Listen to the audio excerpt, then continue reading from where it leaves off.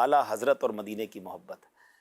یقین کریں اشفاق بھائی، مدینہ منورہ تو صدیوں سے لوگ جا رہے ہیں، اور ہمارے اگر اس 100-150 سال میں اگر ہم دیکھیں تو کروڑوں لوگ جاتے ہیں، لیکن اعلیٰ حضرت امام اہل سنت نے اپنے انداز سے بھی اور اپنے اشعار سے بھی، اپنی تعلیمات سے جو مدینہ منورہ سے وارفتگی کا درس دیا وہ بڑا ہی نرالا اور بڑا ہی پیارا. یقیناً حضرت اویس کرنی رضی اللہ تعالیٰ عنہ کا انداز ہم پڑھتے ہیں، حضرت امام مالک رضی اللہ تعالیٰ عنہ عرصہ دراز مدینہ منورہ ہی میں قیام پذیر رہے مگر کبھی چپل نہیں پہنے، بلکہ رفع حاجت کے لیے مدینہ سے باہر جانا ان سے ثابت ہے. مدینہ منورہ میں سواری پر نہ بیٹھنا، یہ بھی جو انہوں نے بات کی نا کہ حدیث پڑھاتے پڑھاتے کھڑے ہو جانا. کچھ عشق کی باتیں وہ ہوتی ہیں جو کتابوں میں نہیں لکھی ہوتی.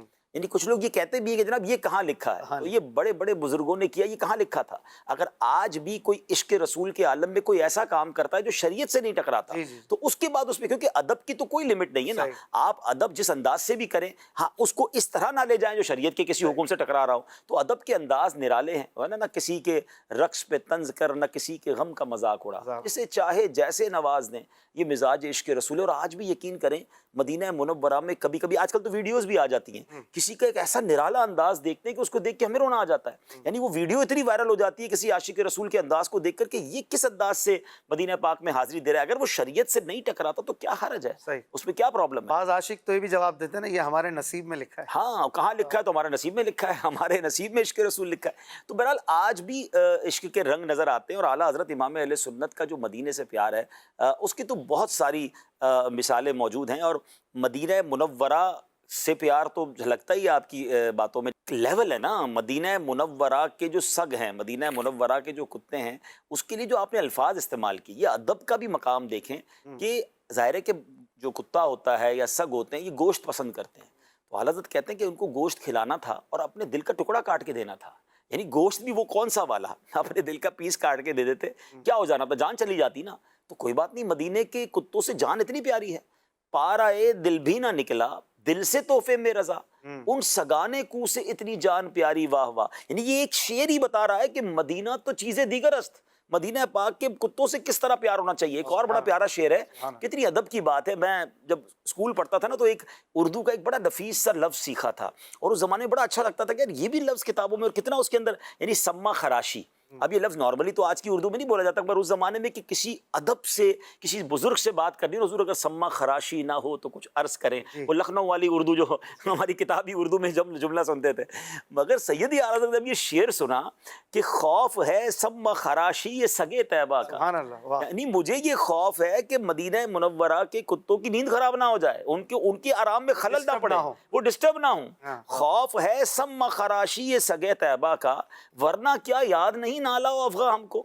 ہمیں بھی بلند آواز سے رونا آتا ہے، مگر مدینے میں اپنی آواز کو پست رکھنے کا ایک وجہ یہ بھی ہے. سبحان اللہ. یعنی یہ بے شک تخیلات ہیں، مگر یہ تخیلات ہی تو آپ کو ڈائریکشن دیتے ہیں نا کہ وہاں رہنا کس ادب سے ہے. اچھا اب جب کتوں کا ادب اس طرح بیان ہو گیا تو وہاں کے رہنے والوں کا، وہاں کی باقی چیزوں کا، مسجد نبوی شریف کا کتنا ادب ہمارے اندر ہونا چاہیے، زائرین مدینہ کا ادب کتنا ہونا چاہیے، نبی پاک کے مہمانوں کے ساتھ رویہ کیا ہونا چاہیے.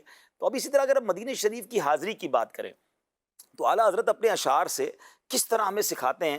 یعنی میرے ون آف فیوریٹ شعر میں ایک شعر یہ ہے کہ جب خاص طور پہ مکے سے مدینے جاتے ہیں نا تو جو راستہ ہے نا وہ راستہ بھی بڑا نرالا ہے. جو تھوڑی دیر بعد مدینہ منورہ کے بورڈز آ رہے ہوتے ہیں تو اعلیٰ حضرت نے اس راستے پر تو شعر لکھا نا کہ واروں قدم قدم پہ ہر دم ہے جانے نو، یہ راہ جاں فضا میرے مولا کے در کی ہے. یعنی یہ راستہ وہ ہے جو آقا کے در پر جا رہا ہے اور میں قدم قدم پر اپنی جان قربان کروں.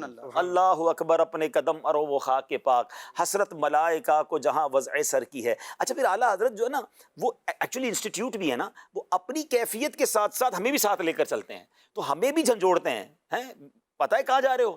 کہتے ہیں ہاں ہاں رہے مدینہ ہے، غافل ذرا تو جاگ، او پاؤں رکھنے والے یہ جا چشموں سر کی ہے. یہ پیر رکھنے کی جگہ نہیں ہے، یہ آنکھیں اور سر رکھنے کی جگہ ہے. پھر زائرین کو جھنجھوڑتے ہیں، معراج کا سما ہے کہاں پہنچے زائروں، کرسی سے اونچی کرسی اسی پاک در کی ہے. یعنی امیجنیشن کی دنیا میں اعلیٰ حضرت آپ کو مدینے کا سفر بھی کرواتے ہیں اور پھر بار بار آپ کو اہمیت بھی بتاتے ہیں کہ اچھا اب جب آپ وہاں پہنچ جاتے ہیں تو پھر اعلیٰ حضرت امام اہل سنت بتاتے ہیں کہ یہ کیسا دربار ہے، یہاں دل کھول کر مانگنا ہے، گھبرانا نہیں ہے، مانگیں گے مانگے جائیں گے منہ مانگی پائیں گے، کیونکہ سرکار میں نہ لا ہے نہ حاجت اگر کی ہے. اچھا کچھ لوگوں کو مانگنے میں شرم آ رہی ہوتی ہے، کچھ لوگوں کو مانگنے میں ایسا فیل ہوتا ہے کہ بھئی ہم تو خود دنیا کو دینے والے ہیں. بھکاری بن جائیں تو سمجھاتے ہیں یہ وہ والی بھیک نہیں ہے، دنیا والی بھیک. اور کمال کی ایک یوں سمجھے کہ بات فرماتے ہیں کہ دنیا میں کسی سے بھی کوئی بندہ مانگتا ہے نا تو اس کا مورال ڈاؤن ہو جاتا ہے، اس کی سیلف رسپیکٹ ڈاؤن ہو جاتی ہے. مگر آپ کہتے ہیں لب واہ ہیں، آنکھیں بند ہیں، پھیلی ہیں جھولیاں، کتنے مزے کی بھیک تیرے پاک در کی ہے. یعنی بھیک کب سے مزے کی ہو گئی بھائی؟ یعنی اعلیٰ حضرت کے اشعار جو ہے وہ کمال ہے نا، وہ الفاظ لاتے ہیں کہ درد بھی ایسا ہے جس میں مزہ ہے، کیونکہ عشق رسول کا درد ہے. بھیک بھی وہ ہے جس میں مزہ ہے. بھیک میں کون سا مزہ ہوتا ہے؟ مگر کتنے مزے کی بھیک تیرے پاک در کی ہے. اچھا زیادہ ٹائم بھی نہیں لگے گا، یہ بھی سمجھاتے ہیں. کتنی دیر لگنی ہے، کتنی کوشش کرنی ہے؟ منگتا کا ہاتھ اٹھتے ہی داتا کی دین تھی، دوری قبول و عرض میں بس ہاتھ بھر کی. بس آپ نے اسٹارٹ لینا ہے، ادھر سے جھولیاں بھر دی جانی ہے. اچھا پھر آپ کو امید بھی دلاتے ہیں، پھر بعد میں پھر جھنجھوڑتے ہیں کہ دیکھو تو صحیح کس دربار میں آئے. اف بے حیائیاں کہ یہ منہ اور تیرے حضور، ہاں تو کریم ہے، تیری خو درگزر کی ہے. یعنی ہمیں یہ بھی یاد دلاتے ہیں کہ آقا کے در پر جا کر یقیناً مان میں مچلنا بھی ہے اور اپنی خطاؤں پر لرزنا بھی ہے. یعنی کیا ہمیں ایک کیفیت عطا فرماتے ہیں. سبحان اللہ. تو اعلیٰ حضرت پھر سرکار علیہ الصلوۃ والسلام سے عرض کیسے کرنا ہے کہ حضور ہم سرکار ہم گواروں میں طرز ادب کہاں، ہم کو تو بس تمیز یہی بھیک بھر کی ہے. کبھی کہتے ہیں کہ حضور تیرے ٹکڑوں سے پلے، غیر کی ٹھوکر پہ نہ ڈال، جھڑکیاں کھائیں کہاں چھوڑ کے صدقہ تیرا.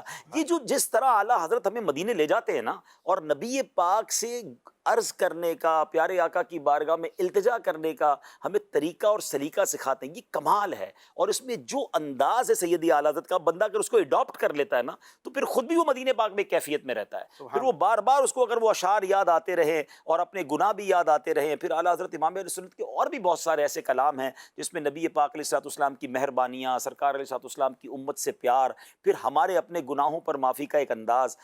وہ ہے نا کہ مجرم بلائے آئے ہیں، جاؤ کا ہے گواہ. قرآن پاک کی وہ خوبصورت آیت جو ہمیں مدینہ منورہ جانے کا درس دے رہی ہے. اب اس آیت کا کیا خوبصورت اشارہ کر دیا، حضور ہم تو خود نہیں آئے، ہمیں تو بلایا گیا ہے. اور پھر مجرم بلائے آئے ہیں، جاؤ کا ہے گواہ. پھر رد ہو کب یہ شان کریموں کے در کی. ہم کریم کے در پر آ گئے ہیں، قرآن کے حکم پر آئے، تو پھر رد کیسے ہونا ہے؟ تو یہ وہ شاندار انداز سیدی اعلیٰ حضرت کا ہے جو میں تو عرض کروں گا کہ مدینہ منورہ جانے والوں کو بالخصوص یہ بھینی سہانی صبحوں میں ٹھنڈک جگر کے، اس کے جو 2 پورے کلام ہیں، یہ کلام تو آپ کے پاس لکھے ہوئے بھی ہونے چاہیے، آپ کے پاس خوش الہان نعت خواں کی آواز میں بھی ہونی چاہیے، اور آپ کو سمجھ بھی آنے چاہیے. یہ تو پورا طریقہ ہے مدینہ منورہ حاضری کا ہے.